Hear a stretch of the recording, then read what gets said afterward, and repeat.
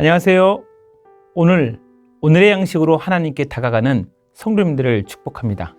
3월 6일 금요일 오늘의 양식 책자에 보시면 벌꿀의 겨울나기에 대한 이야기가 예화로 실려 있습니다. 오늘의 예화를 보고는 저는 많이 놀랐습니다. 벌꿀에게 무조건 따뜻하면 좋은지 알았거든요. 따뜻하면 꽃들도 많고 벌꿀들도 일할 기회가 많아지니까 꿀들도 많이 생성될 것이라고 이런 행복한 생각을 가졌습니다. 그러면 농부도 좋을 것이 아니겠습니까? 농부는 저의 이야기를 듣고 어이가 없을 것입니다. 오늘 예화의 내용을 보면 겨울, 추운 날에는 벌들은 겨울에 벌집 안을 따뜻하게 유지하기 위해 날개로 부채질을 원래는 한다고 합니다. 과학 분야에 검색을 해보니까 이런 활동을 하는 이유는 벌통 안에서 벌꿀이 날개 근육을 미세하게 떨어서 온도를 약 35도 정도로 유지하는 봉구라고 하는 형성하는 행위라고 합니다. 이런 식으로 벌들은 옹기종기 모여 활동을 최소화하고 저장해둔 꿀을 조금씩 나눠 먹으면서 겨울나기를 한다는 것입니다. 그런데 오늘 예화에는 그것이 아니었어요. 따뜻한 날씨가 그해 겨울에 오면 기온이 올라가게 되고 벌들의 대사율이 높아집니다. 이제 운동량이 막 높아지는 거죠. 벌들이 봄이 온 줄 착각하고 활발하게 움직이기 시작하게 됩니다. 오늘 예화가 바로 이런 경우입니다. 이 과정에서 저장된 식량을 평소보다 훨씬 빠르게 소모합니다. 결국 실제 봄이 오기도 전에 벌통 안에 식량이 바닥나 아사하는, 굶어 죽게 되는 현상을 목격하게 된다고 합니다.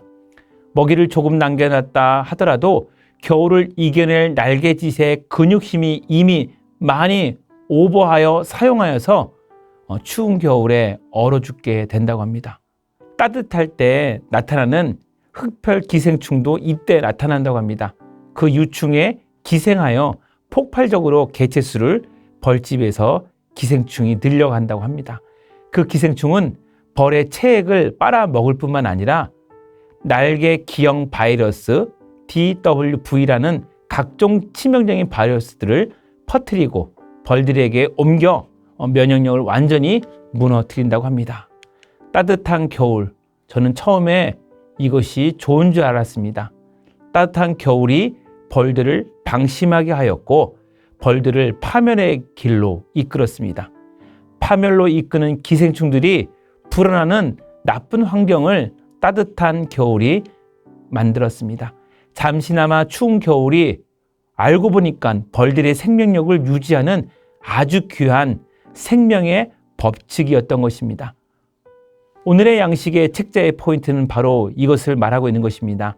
신명기의 가장 중요한 장인 6장을 말하면서 5장에서 바로 신명기 바로 앞장인 6장 앞장인 5장에서 언급했던 10계명의 율법들을 너희들은 잘 지켜라 라고 하면서 단단하게 매듭을 하는 것이 6장이죠. 그것을 실천하는 것을 잊지 말라고 말하고 있습니다. 한편 보겠습니다. 쇠마장이라고 하는 6장의 4절 5절 이스라엘아 들으라 너는 마음을 다하고 뜻을 다하고 힘을 다하여 내 하나님 여호와를 사랑하라. 유대 신앙의 가장 근본이 되는 구절이 바로 이 구절입니다. 축복의 땅에 들어갔을 때 풍요로움 때문에 하나님을 잃어버릴 위험에 대해 미리 경고하는 영적 예방 주사가 신명기 5장 6장의 내용이고 신명기 전체의 내용입니다. 가나안 땅에 들어가는 것은 벌꿀에게 따뜻한 환경이 주어지는 것과 같습니다. 영원히 사막이 있으면 안 되죠. 가나안 땅에 정착이 바로 봄이 오는 것입니다. 그러나 그곳에서 얻은 여호와에 대한 신앙의 정수를 잊지 말아야 됩니다.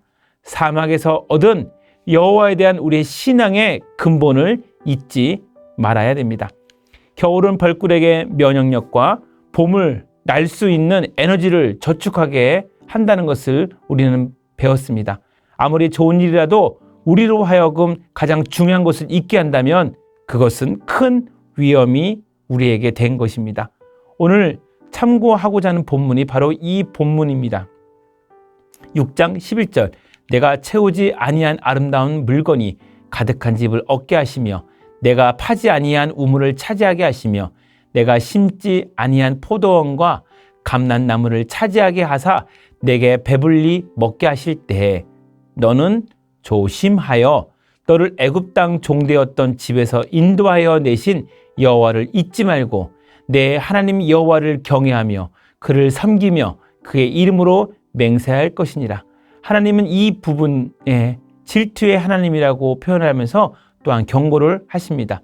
14절 너희는 다른 신들 곧 내 사면에 있는 백성의 신들을 따르지 마라. 너희 중에 계신 너희의 하나님 여호와는 질투하시는 하나님이신즉 너희의 하나님 여호와께서 내게 진노하사 너를 지면에서 멸절시킬까 두려워하노라. 이 신들은 지금의 신념과 자신의 인생의 방향일 것입니다. 물질주의, 성공주의가 우리의 어려운 시절에 찾아와 잠시 따뜻한 휴식을 주지만 이것이 주님을 최우선적으로 찾는 나를 변화시킨다면 다시 찾아오는 위기의 순간에 우리의 영적 생존은 위태로워질 수 있을 것입니다.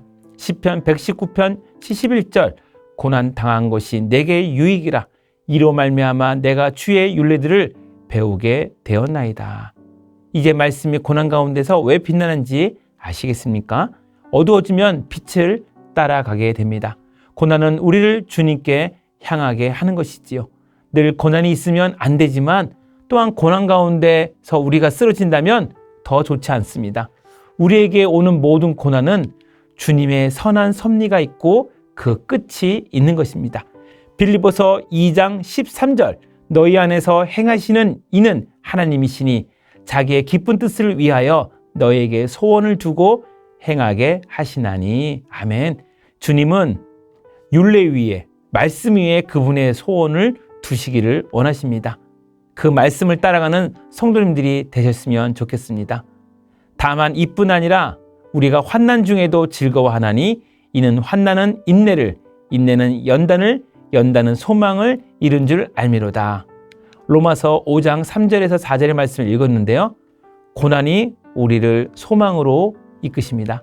꿀벌이 겨울의 추위를 견뎌야 봄에 더 강한 꿀벌들의 군집을 이루듯 고난을 통과한 성도의 믿음은 불순물이 제거된 정금처럼 빛납니다. 꿀벌 예화를 보고 오늘 고난 관련 말씀들을 보니까 추워 보이지 않고 따뜻해 보이지 않습니까? 나를 위한 고난이라는 생각이 더 들게 합니다. 하나님의 선하심은 우리의 삶 가운데서 끝이 없음을, 고난 가운데서도 기쁨 가운데서도 성공 가운데서도 모두가 다 우리를 위한 것임을 생각나게 하는 구절들이 많이 있습니다. 성도 여러분 중에 혹시 고난 가운데 있으십니까? 그 길을 통해 주님을 더 가까이 만났으면 좋겠습니다. 그 길에서 주님의 손을 놓지 않았으면 좋겠습니다. 너무 힘들면 손을 놓게 되더군요. 너무 지치니까요.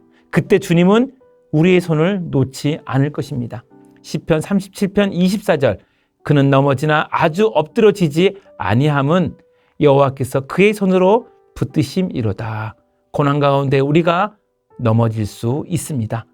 아주 엎드러지지 않으면 여호와께서 그의 목덜미를 손을 잡고 있기 때문이죠. 인생의 겨울이나 고난의 기생충들이 벌꿀 같은 우리를 공격하여 비틀거리게 할 때가 있을 것입니다. 그러나 우리가 완전히 무너지지 않는 이유는 내 힘이 강해서가 아니라 하나님의 강한 손이 우리를 아래에서 받쳐주고 계시기 때문입니다. 우리의 인생 끝에는 주님의 승리, 주님의 계획의 승리만 남아있을 것입니다.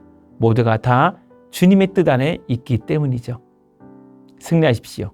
기도하겠습니다. 하나님, 추운 겨울이 온 것처럼 우리 주변에 어려운 일들이 올 때가 있습니다. 오늘의 양식 꿀벌 예화가 저희의 마음을 따뜻하게 하였습니다. 추운 겨울에 있는 성도님들이 이 겨울을 잘 보내게 도와주시옵소서. 이 겨울이라는 고난이 성도들에게 유익이 되게 하여 주셔서 남은 인생을 살아갈 면역력이 되게 하여 주옵소서. 우리를 가장 선한 곳으로 선한 방법으로 이끄시는 예수 그리스도의 이름으로 기도하옵나이다. 아멘.